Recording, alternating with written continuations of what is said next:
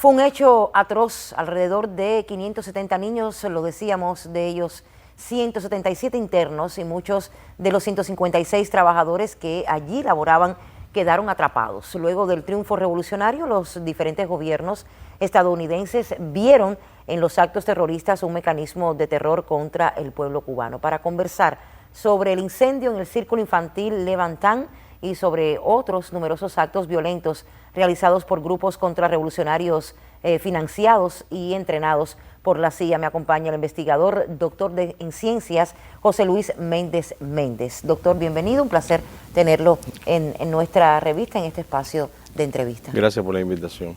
Doctor, desde 1959 hubo muchos actos terroristas por parte de grupúsculos pagados por la CIA justamente, pero nunca hasta el 8 de mayo de 1980 se habían atrevido a dañar una institución infantil totalmente.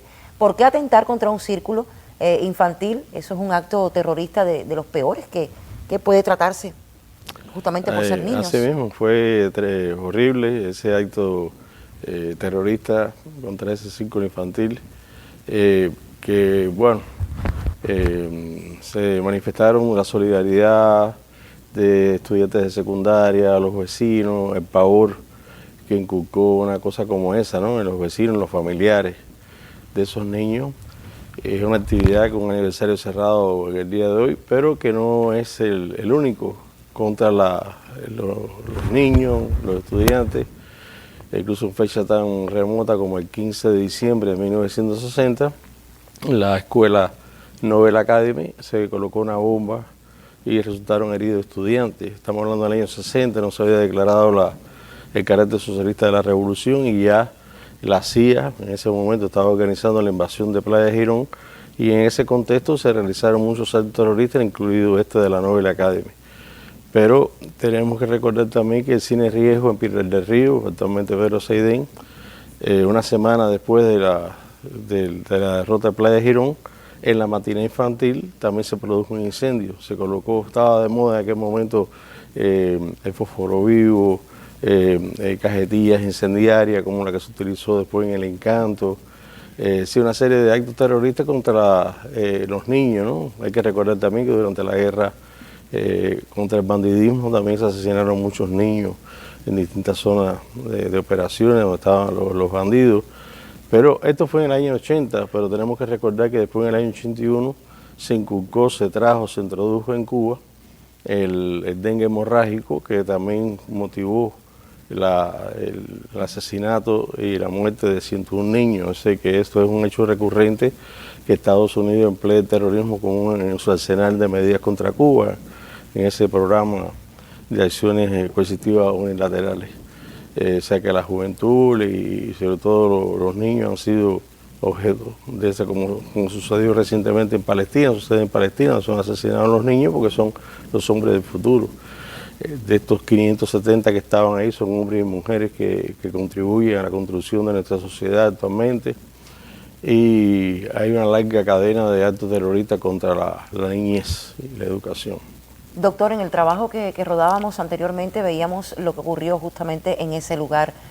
Cuenta la historia que el pueblo marianense salió a socorrer, como usted bien señalaba, a los allí atrapados en ese momento para tratar un poco de salvar a estos niños y además Fidel llegó muy rápido al lugar. ¿Cómo fue ese momento justamente? Ese, como yo le decía, un acto de solidaridad tremenda por parte del pueblo marianense, todo el que estaba ahí, no solamente familiares, había que protegerlo por suerte, no hubo que lamentar pérdidas humanas, pero inmediatamente los dirigentes de la revolución estuvieron ahí, una cosa que consternó a toda la ciudad de La Habana, pero concretamente a ese municipio, y fue la solidaridad, la forma en que se organizó la evacuación, sacarlo por la escalera, por las ventanas, por todo lo que fuera útil y necesario para lograr la evacuación segura de todo lo que estaba ahí, que no era fácil, eran niños, eran trabajadores, y todo, como yo le decía, el uso de estos implementos de fósforo vivo, de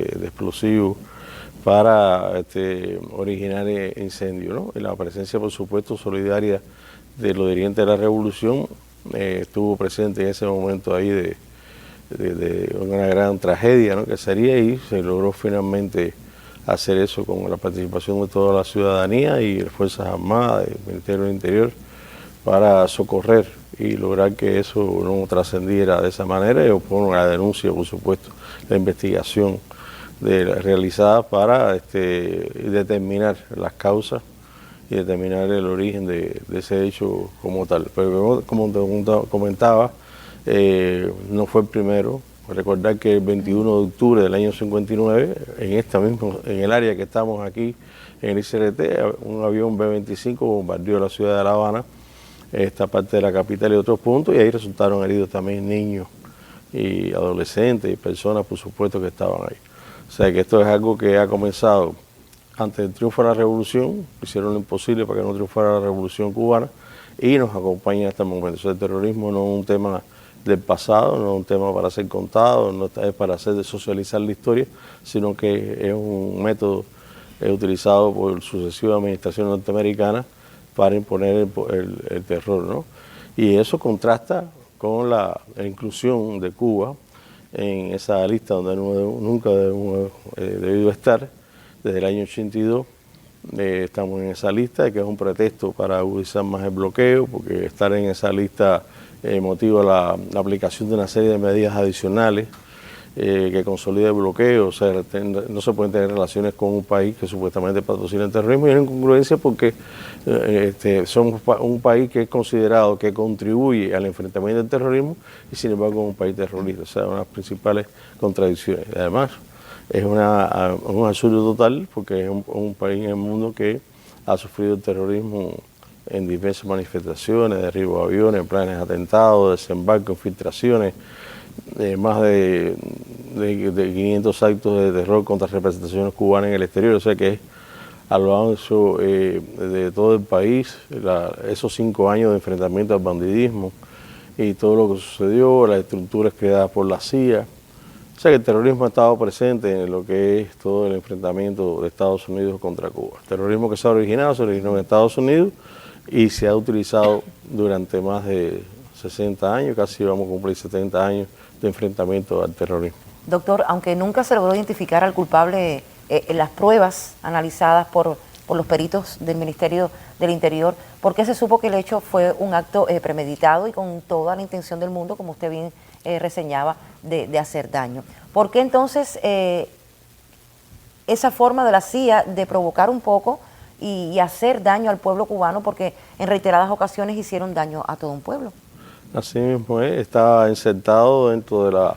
Hay organizaciones que se acreditan la acción. Por lo general, cuando la acción no es acreditada por ninguna organización, que tratan de sumarse ese aval desde el punto de vista de contrarrevolucionario, en busca de recursos, de asignaciones y todo, es evidentemente que ha sido un trabajo hecho por especialistas.